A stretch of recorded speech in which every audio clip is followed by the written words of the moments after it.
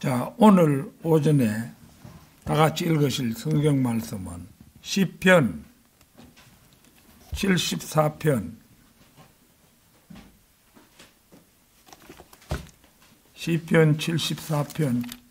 12절에서 17절 말씀입니다.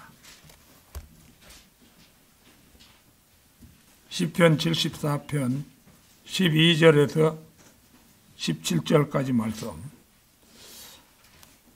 다 찾으신 줄 알고 받들어 읽겠습니다.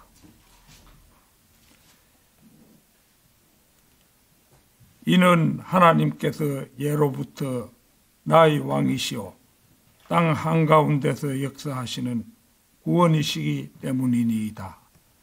당신께서 당신의 힘으로 바다를 나누셨나이다. 당신께서 물들 속에서 용들의 머리들을 부수셨나이다. 당신께서 리바이어던의 머리들을 산산히 부수셨고 광야에 거주하는 백성에게 음식이 되도록 그를 주셨나이다. 당신께서 원천과 큰 물을 가르셨나이다. 당신께서 막강한 강들을 말려버리셨나이다. 낮이 당신의 것이요 밤도 당신의 것이니이다. 당신께서 빛과 태양을 예비하셨기 때문이니이다.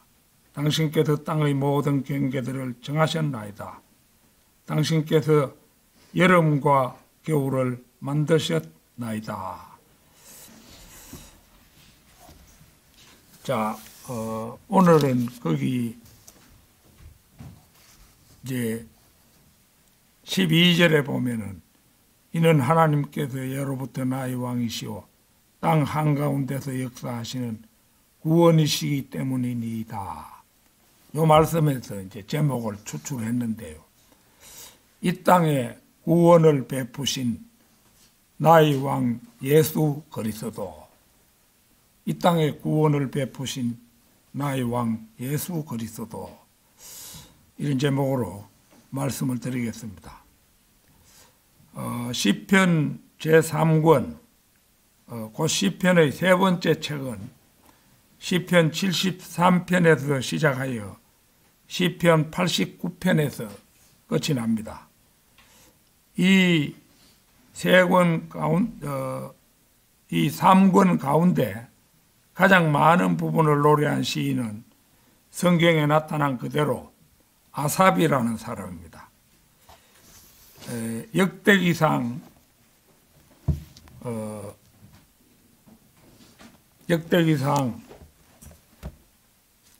15장 19절 찾겠습니다. 역대기상 15장 19절입니다.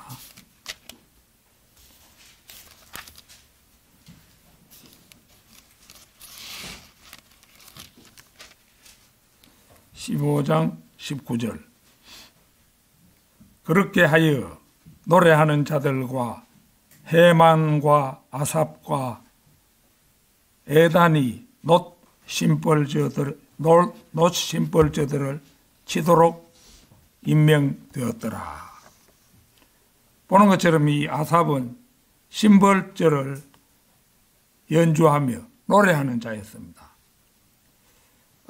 한 장 넘겨서 그 16장 7절 보겠습니다. 우리 성경에는 바로 옆입니다.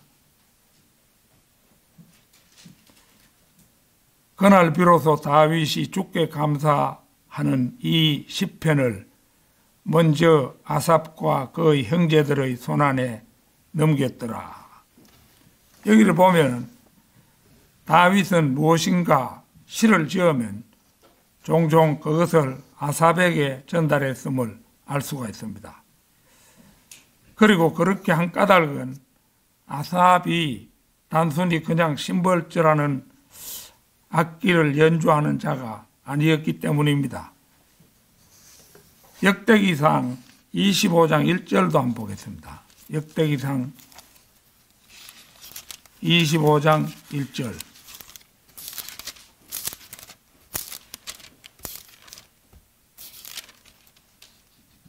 이와 더불어 다윗과 군의 대장들이 아삽의 아들들 중에서, 헤만의 아들들 중에서, 여두둔의 아들들 중에서 일부를 섬김으로 구별시켰으니 그들은 하퍼들과 솔터리들과 심벌저들을 연주하며 예언해야 했더라. 그런즉 그 연주자들의 수가 그들의 섬김에 따라 다음과 같았더라. 여기에서 우리는 아삽은 악기 연주자로서의 위치를 그때니 뛰어넘어서 예언까지 할 수 있는 사람이었음을 알 수가 있는 것입니다. 시편 가운데 아삽의 시는 시편 50편 또 제3권의 11편의 시가 그의 시로서 그의 이름이 표제에 나와 있습니다. 역대기 하 29장 30절 한번 찾겠습니다. 역대기 하 29장 30절입니다.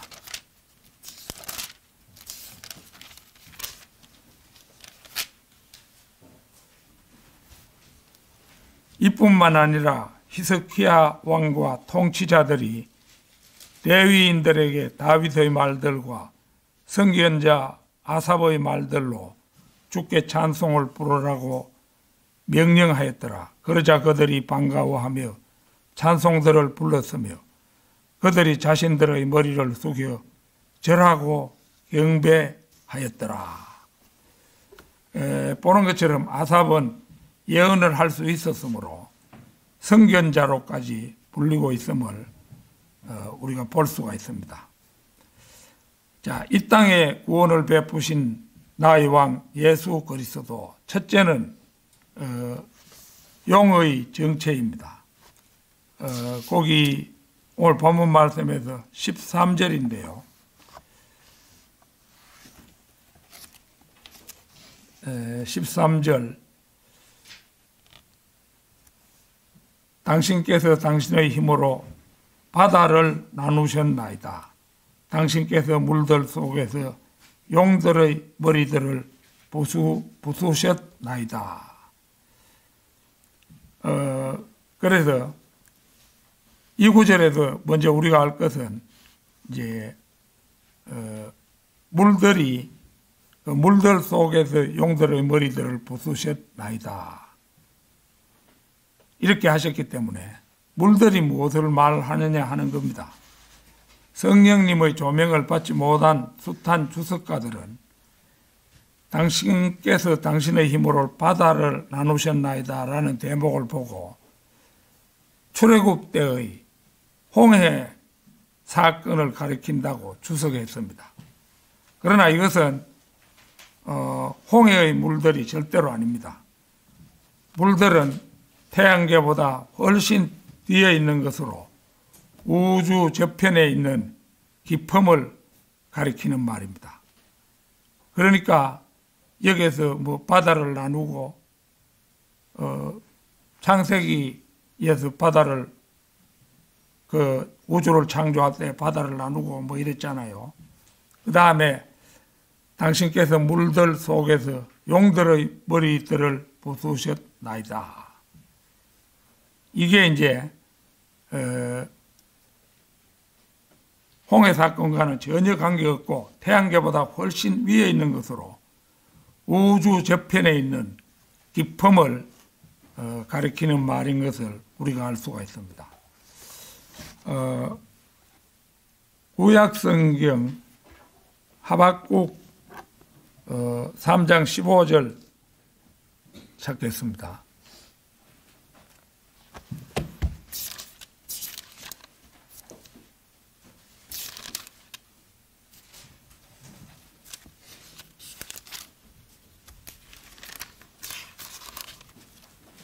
하박국 3장 15절입니다.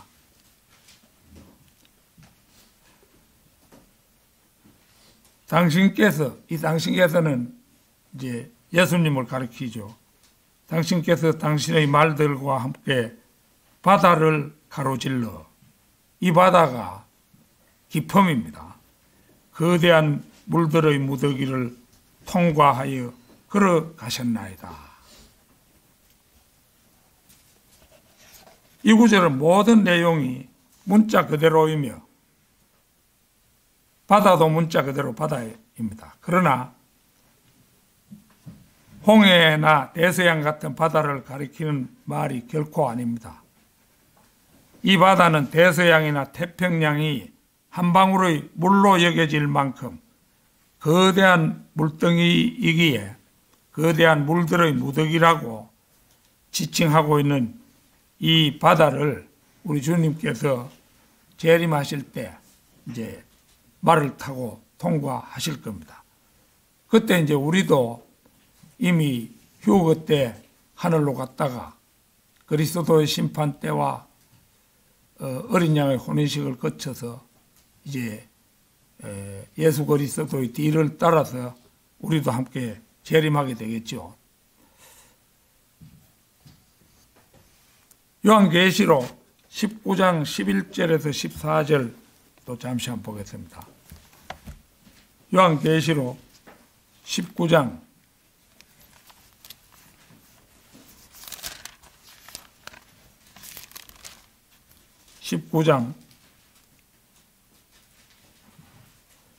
11절에서 14절입니다. 그리고 내가 하늘이 열린 것을 목격하였더니 보라 흰 말 한 마리라. 또한 그 위에 앉으신 그 위에 타신 분은 신실하시고 진실하신 분이라 불렸으며 그분께서는 의 안에서 심판을 행하시고 전쟁을 하시느니라. 이게 이제 우리가 구절만 봐도 예수 그리스도인 것을 알 수가 있죠. 그분의 두 눈은 불의 하염 같았고 그분의 머리 위에는 많은 왕관들이 있었더라. 그리고 그분께서는 기록된 이름 하나가 있었는데 아무도 모르고 오직 그분 자신만이 아셨더라. 그리고 그분께서 피 속에 담겼던 한 벌의 겉옷으로 옷 입혀지셨더라. 그리고 그분의 이름은 하나님의 말씀이라고 불리시니라. 말씀 하나님이 예수 그리스도잖아요. 이어서 하늘에 있는 군대들이 흰 말들을 타고 그분을 따랐는데 희고 정결한 고운 아마포로 옷 입혀졌더라. 하박국 3장에서 예수 그리스도께서 말들과 함께 바다를 가로질러 거대한 물들의 무더기를 통과하시는 모습이 바로 이제 우리가 읽은 요한계시록에 나오는 이 일련의 말씀입니다. 욥기 41장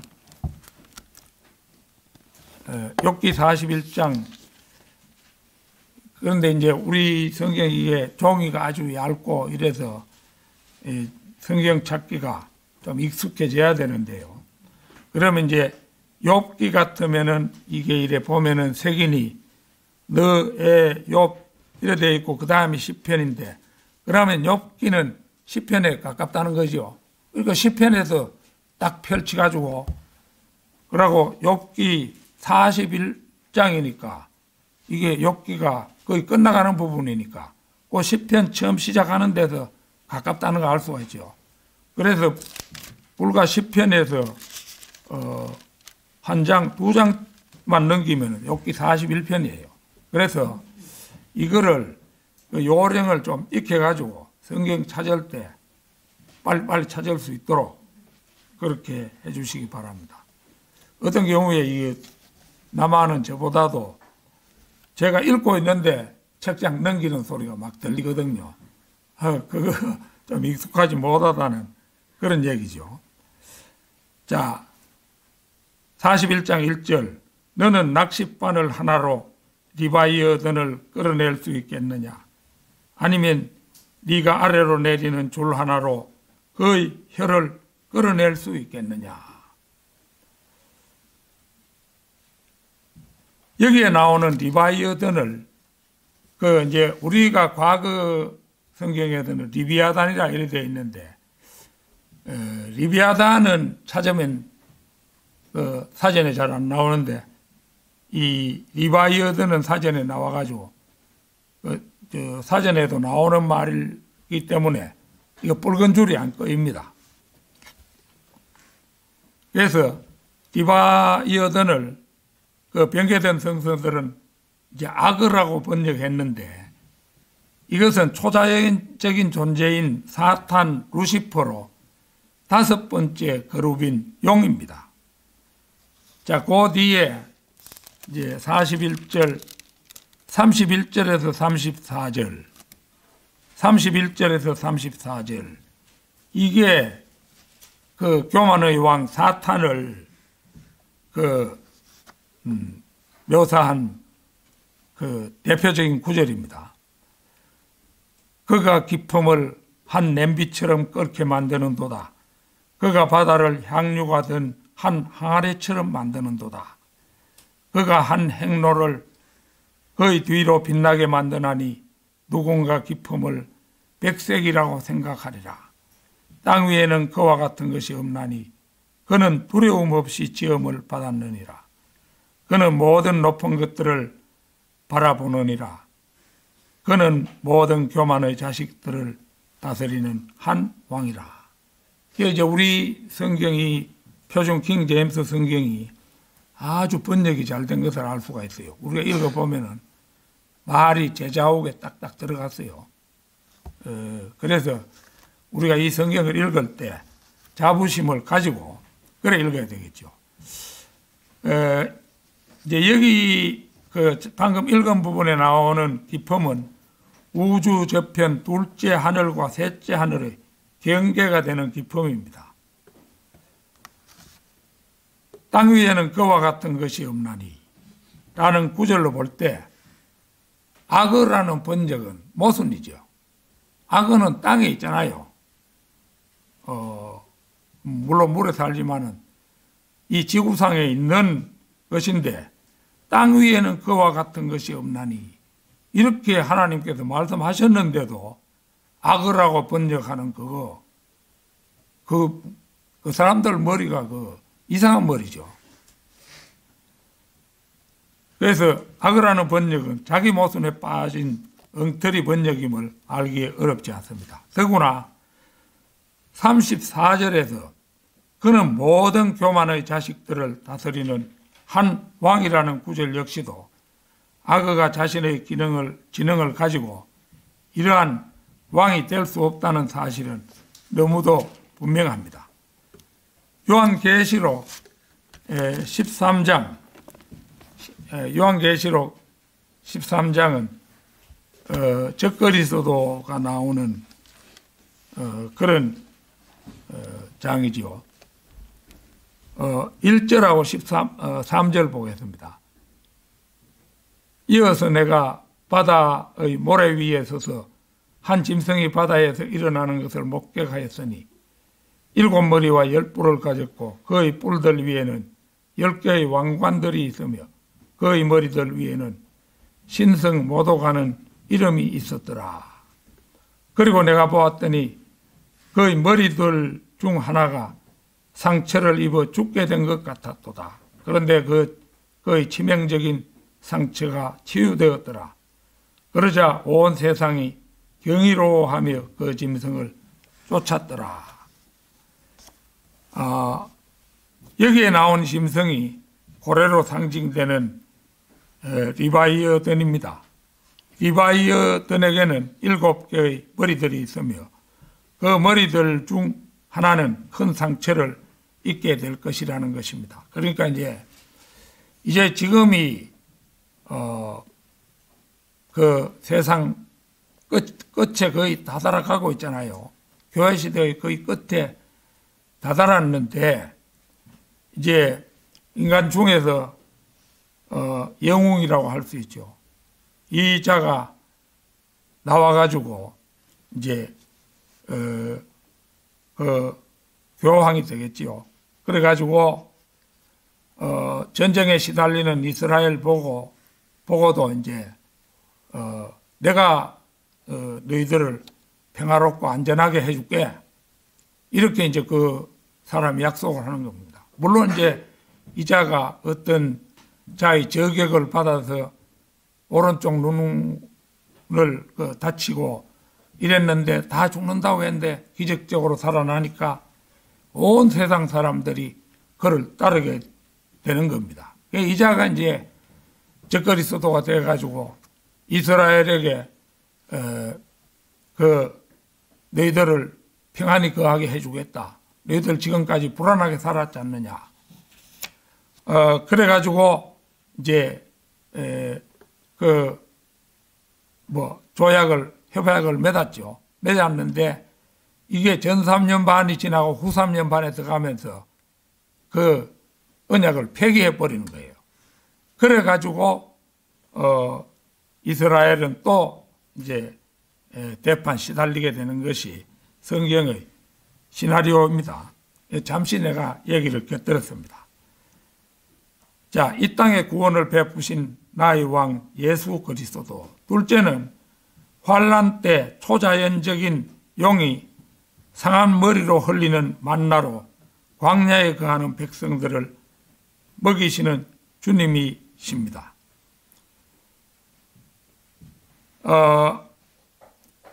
용이 상한 머리로 흘리는 만나로 피를 흘리듯이 만나를 흘리는데 그것을 이제 피난 간 이스라엘 백성들을 먹이신다 이거죠. 그런데 그렇게 되도록 만드는 더 뒤에 가장 위대하신 분이 우리 주님이시잖아요. 자, 오늘 본문 말씀 14절. 당신께서 리바이어든의 머리들을 산산히 부수셨고 광야에 거주하는 백성에게 음식이 되도록 그를 주셨나이다. 머리가 상하여 불구가 된 초자연적인 용은 피처럼 만나를 흘리게 될 것이고 말 그대로 광야에 거주하는 백성이 이 만나를 먹게 될 것입니다. 마치 출애굽 때 이스라엘 백성이 모세가 이제 하나님께서 모세가 기도하고 하니까 만나를 내려주셨잖아요. 그래가지고 광야에 거주하는 백성들이 만나를 먹었었잖아요. 미가 7장입니다.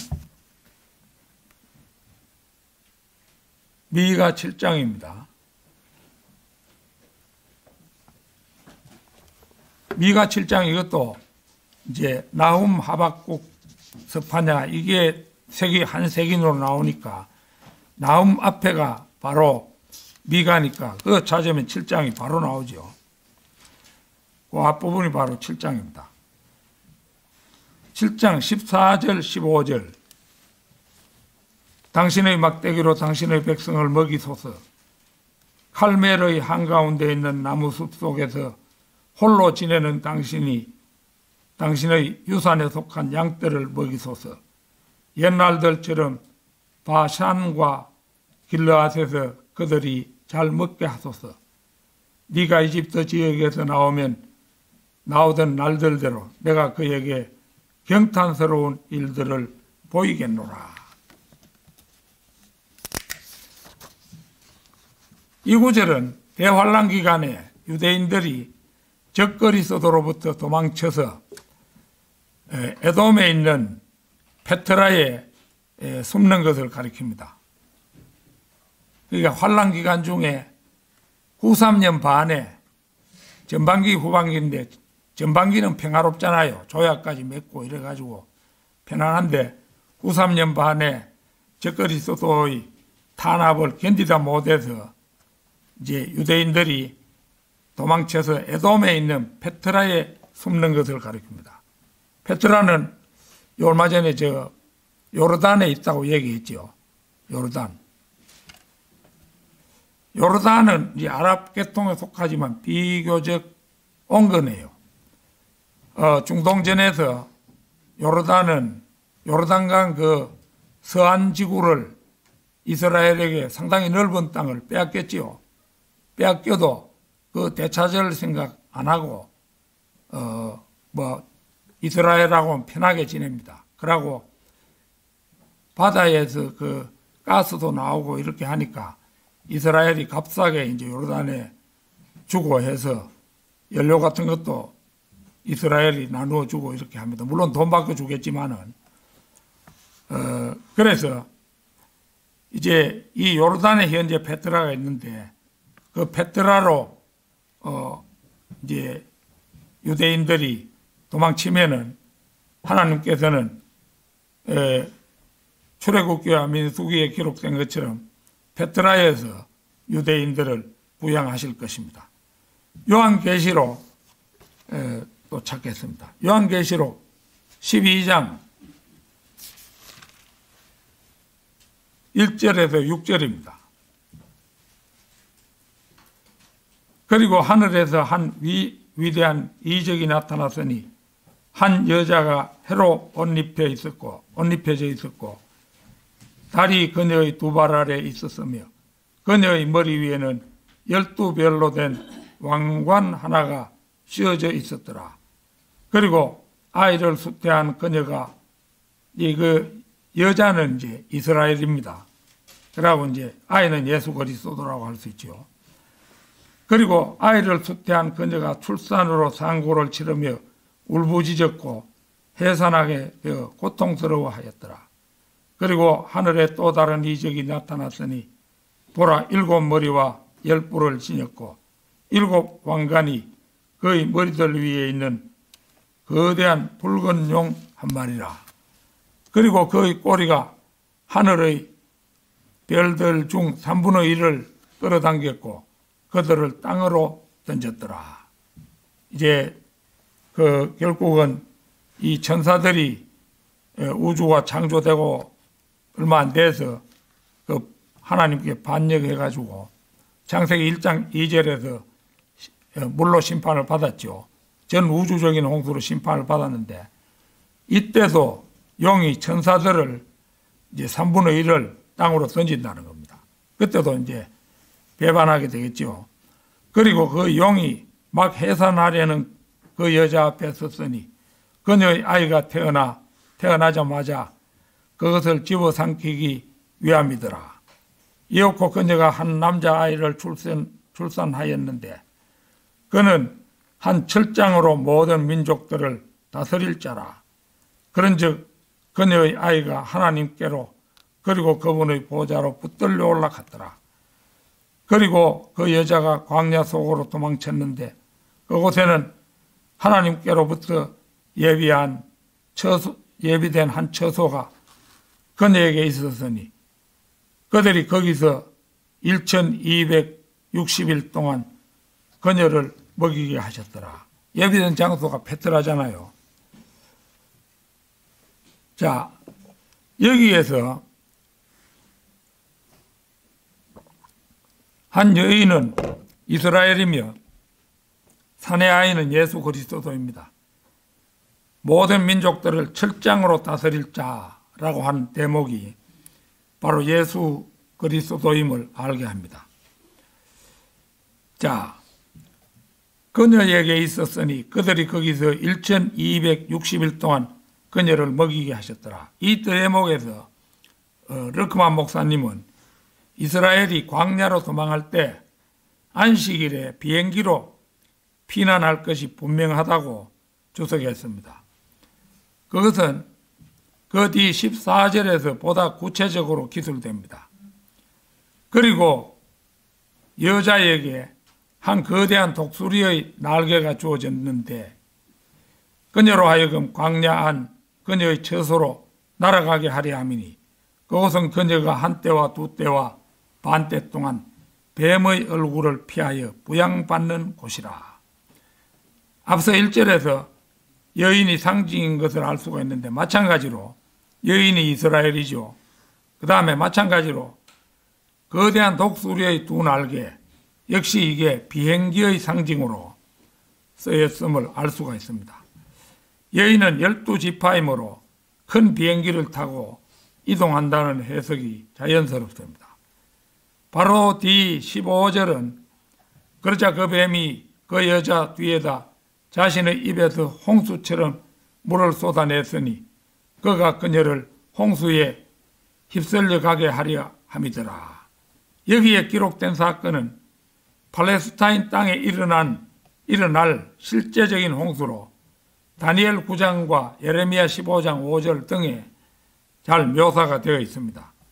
이때 출애굽기 15장 16장에서 이스라엘 민족이 수장되지 않고 홍해를 건넌 것처럼 이때에도 이스라엘이 물속에 장사되지 않고 하나님의 기적적인 간섭이 다시 있게 될 것입니다.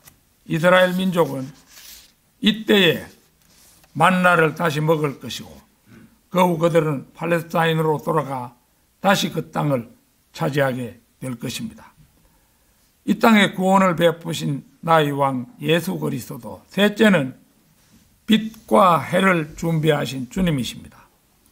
자, 오늘 본문 말씀 16절에 보면 낮이 당신의 것이요 밤도 당신의 것이니이다.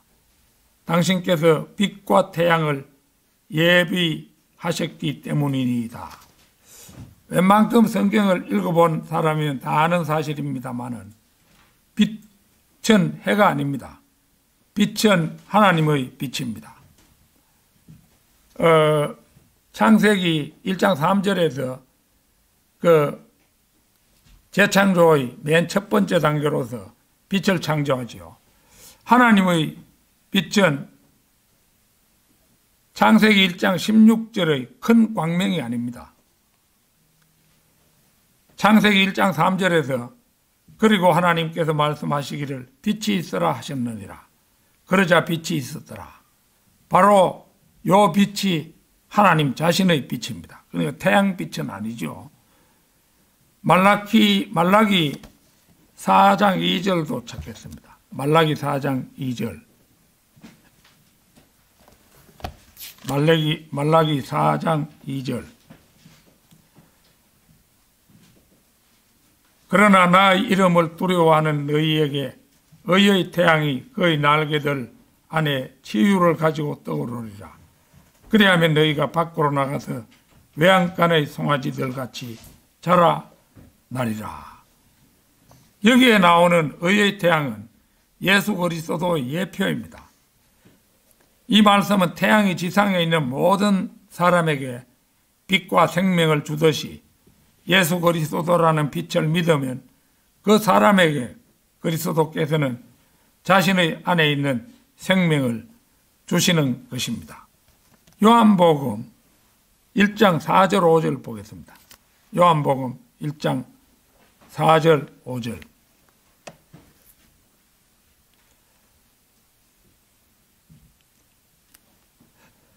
그분 안에 생명이 있었으니 그 생명은 사람들의 빛이라. 그리하여 그 빛이 어둠 속을 비추었는데 어둠은 그것을 깨닫지 못하였더라.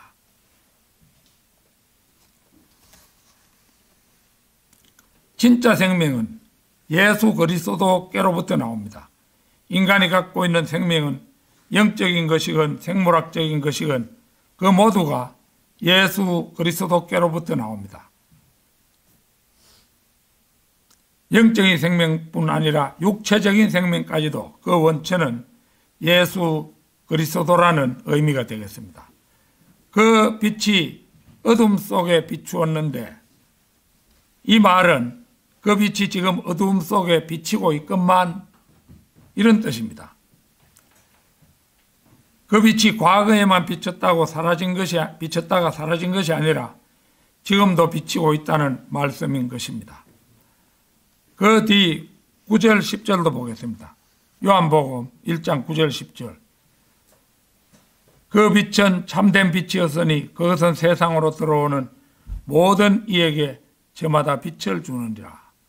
그분께서 세상에 계셨고 세상은 그분에 의하여 지음받았으나 세상이 그분을 몰랐더라.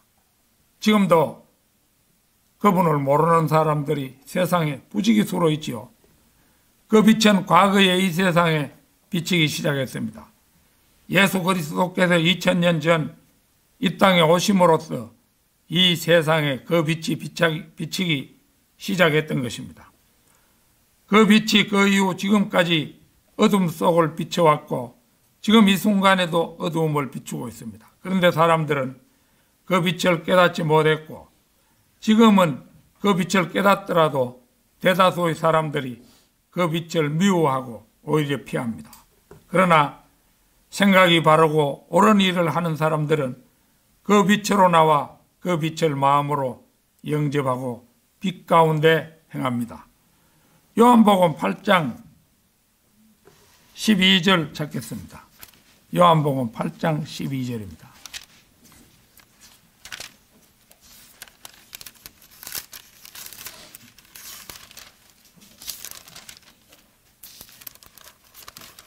(8장 12절)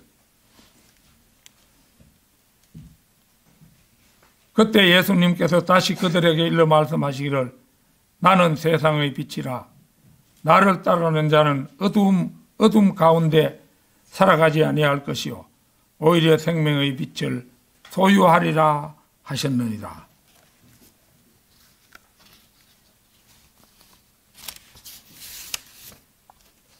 성도들은 이 빛 가운데서 이제 교제합니다. 빛 가운데 있으면 예수 그리스도의 피가 우리를 죄에서 깨끗하게 하십니다. 주 예수 그리스도께서는 십자가에 달려 돌아가셨고 장사한 지 사흘 만에 다시 살아나셨으며 하늘에 올라가셔서 하나님 우편에 앉아 계십니다. 그렇지만 그분의 영적인 빛은 지금도 끊임없이 세상을 비추고 있는 것입니다. 그러나 여기에서 그치지 않습니다. 영원 세계에서도 그리스도인들은 주님의 빛 가운데 살아갑니다. 요한계시록 21장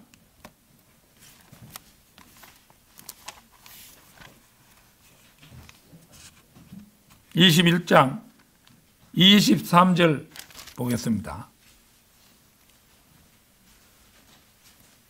그리고 그 도성은 이래 나오는데 이 도성이 새 예루살렘 성이죠. 그리고 그 도성은 그 안을 비추기 위하여 해를 필요로 하지 않았으며 달도 필요로 하지 않았더라. 이는 하나님의 영광이 그곳을 밝혔고 어린 양이 예수 그리스도시요 어린 양께서 그곳의 새 예루살렘 성의 빛이시기 때문이라. 명확한 말씀이죠. 그래서 그 도성은 새 예루살렘이며 해와 달이 없습니다. 하나님의 영광이 그곳을 비추고 어린 양 곧 예수 그리스도께서 그곳의 빛이기 때문이라고 말씀합니다. 끝없는 밝음과 끝없는 기쁨과 끝없는 화평 속에서 주님과 함께 우리는 영원히 영원을 누리게 되는 것입니다. 영원히, 이거는 영원하다에서 나온 부사고 영원히 부사입니다. 그런데 영원을 할 때 영원은 명사입니다. 영원히 영원을 누리게 되는 것입니다.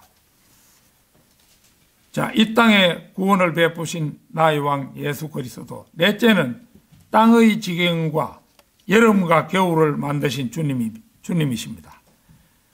자, 오늘 본문 말씀 17절에서 당신께서 땅의 모든 경계들을 정하셨나이다. 당신께서 여름과 겨울을 만드셨나이다. 땅의 모든 경계란 땅과 바다들을 구분해주는 해안선을 말합니다. 창세기 1장 9절 10절 한번 보겠습니다. 창세기 1장 9절 10절입니다.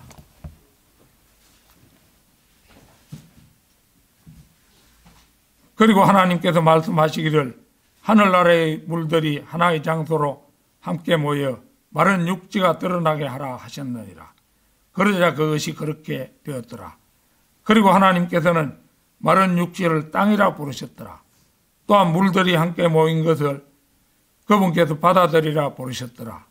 그러자 하나님께서 보시기에 그것이 좋았더라. 바로 이 대목에서 땅의 모든 경계, 곧 땅과 바다들을 구분해주는 해안선이 창조가 된 것입니다. 자, 욥기 38장, 아까 욥기 찾을 때 바로 시편 그 색인을 가지고 딱 펼치면은 바로 앞에 욥기라고 했죠. 38장이고 조금만 젖히면 38장이 나옵니다. 8절에서 11절입니다. 아니면 바다가 마치 태에서 쏟아져 나오듯 그것이 터져 나왔을 때 누가 문들로 바다를 가두었느냐. 이게 이제 보이지 않는 문이라고 할 수 있지요. 보이지 않는 문인데 우리가 바닷가에 가보면은 바닷가에 파도가 철썩하고 치고 있지만은 넘치지 않잖아요. 물론 해일이 일어날 때는 더러 넘쳐가지고 사람과 집을 휩쓸어 가기도 하지만은 보통 때는 이 경계를 엄격히 지키잖아요. 언제 내가 구름에게는 그 의복을 짙은 어둠에게는 그것을 위한 포대기 하나를 만들어 주었으며 또 언제 그것을 위하여 나의 결이 된 장소를 터뜨리고 빗장들과 문들을 세우며 말하기를 너는 여기까지만 올지니라. 그러나 더 나아가지는 말라. 그리하여 너의 교만한 파도들은 여기서 머무르게 될지니라 하였느냐. 이게 이제 하나님께서 중력을 창조하심으로 해서 중력은 지구 중심부에서 당기는 힘이지요. 당기는 힘이니까 사실은 이 중력이 없다면은 오스트레일리아 이런 데는 바닷물이 그쪽으로 다 모여가지고 전부 물귀신 되고 말겠죠. 살 수도 없고 그래 되는데 중심부에서 딱 끌어잡당기고 있으니까 이게 뭐 적도에도 물이 그 상태로 있고 지구 남반부에도 그 상태로 있고 북반부에도 있고 이게 중력의 힘입니다. 그리하여 너희 교만한 파도들은 여기서 머무르게 될지니라. 바다들이 형성될 때 물들이 이 땅에 범람하지 못하도록 막은 것이 과연 중력일까요? 아니면 인력일까요? 뭐 중력이든 인력이든 참으로 전능하신 하나님의 창조가 해안선 하나만 보아도 오묘하다 하지 않을 수 없습니다. 여름과 겨울 역시 하나님께서 만드신 것입니다.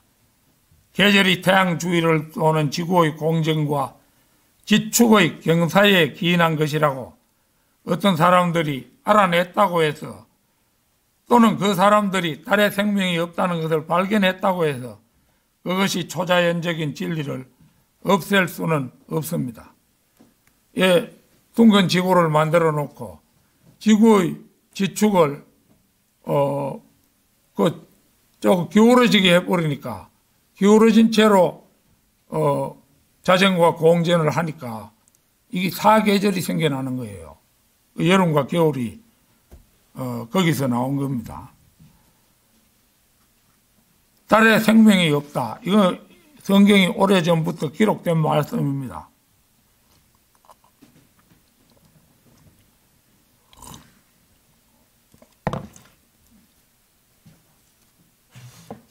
언제든가 이거 보니까 어떤 사람이 또 뭐 달에 생명체가 거주했던 흔적이라고 하면서 나왔는데 그거 새빨간 거짓말이죠.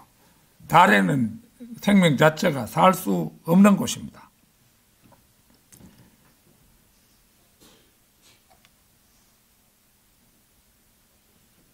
그래서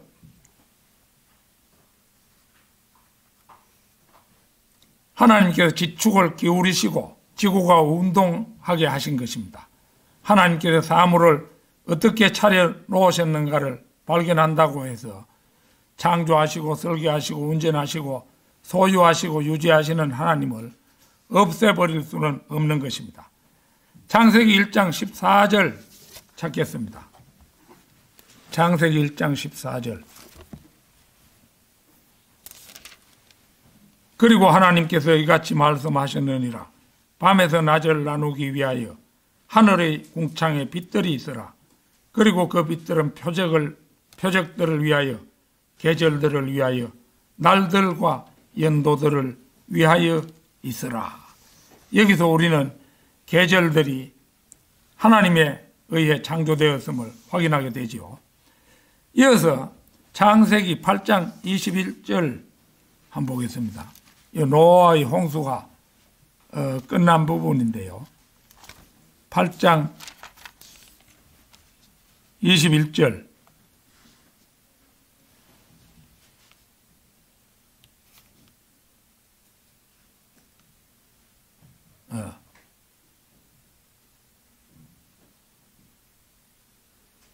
팔 8장 22절입니다. 땅에 있는 동안에는 파종기와 추수기, 추위와 더위, 여름과 겨울, 낮과 밤이 그치지 않으리라.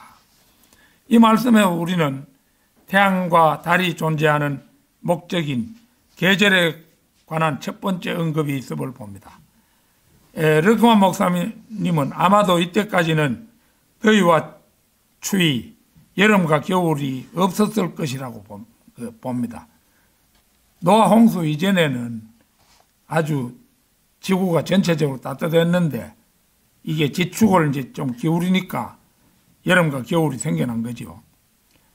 노아는 해발 4,300m 지점에서 방주에서 나와 방주를 떠나기 83일 동안 추위를 맛보았을 것이며 그는 또한 눈길을 걸어 낮은 곳으로 이주했을 것이라 추정합니다.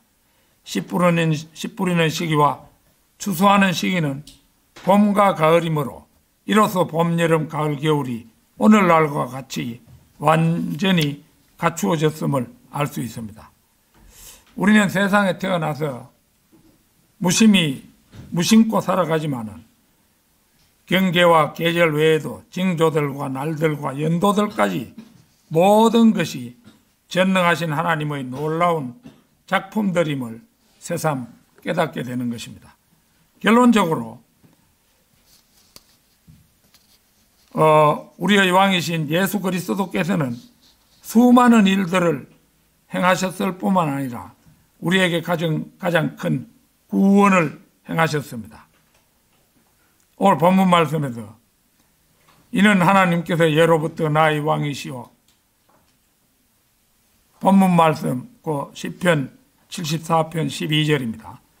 하나님께서 예로부터 나의 왕이시오 땅 한가운데서 역사하시는 구원이시기 때문이니이다.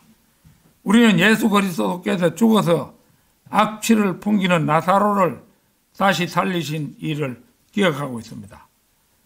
창세기에 기록된 천지 창조도 큰일이지만은 그에 못지않게 죽어서 악취까지 풍기는 시신을 다시 살리는 일 역시 지난한 일이었을 것입니다. 천지 창조에 못지않겠지요. 그거 살려내자면은 거의 썩어가는 그 존재를 생생한 사람으로 살려내는 것 말입니다. 그런데 더욱 큰 일은 수많은 인간들에게 베푸신 구원입니다. 골로새서 1장 13절에서 18절 찾겠습니다. 골로새서 1장 13절에서 18절입니다. 요거 읽고 이제 설교를 마무리하도록 하겠습니다. 골로새서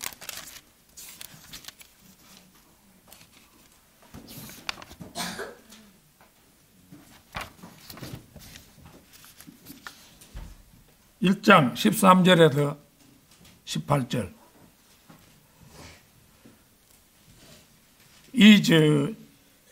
우리가 이제 성경을 이제 보면은 짧은 한 장짜리도 있고, 석 장짜리도 있고, 4장까지만 가는 것도 있고, 빌립보서 이런 4장까지 있죠. 골로새서 이 성경도 매우 중요한 성경입니다. 자, 13절부터 읽겠습니다.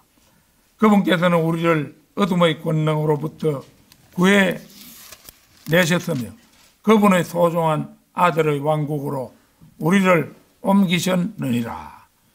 그 아들 안에서 우리가 그분의 피를 통하여 구속 곧 죄들의 용서를 받았느니라.